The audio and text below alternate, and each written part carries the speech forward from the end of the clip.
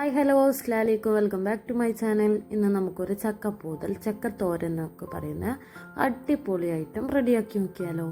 അതിനു വേണ്ടിക്ക് ചക്ക നന്നായി കട്ട് ചെയ്ത് ചെറുതാക്കി വെച്ചിട്ടുണ്ട്. അതൊന്ന് കഴുകി കുക്കറിലേക്ക് മാറ്റിയിട്ടുണ്ട്. അതിൽ ഒരു സ്പൂണ് മഞ്ഞൾപ്പൊടിയും ആവശ്യത്തിനുള്ള ഉപ്പും ഒരു ഗ്ലാസ് വെള്ളവും വെച്ച് 3 വിസിൽ വരെ കൂവിക്കുക.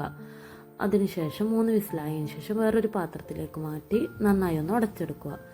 വേറൊരു കടായി ഗ്യാസ് സ്റ്റൗവിലേക്ക് വെച്ചിട്ടുണ്ട്.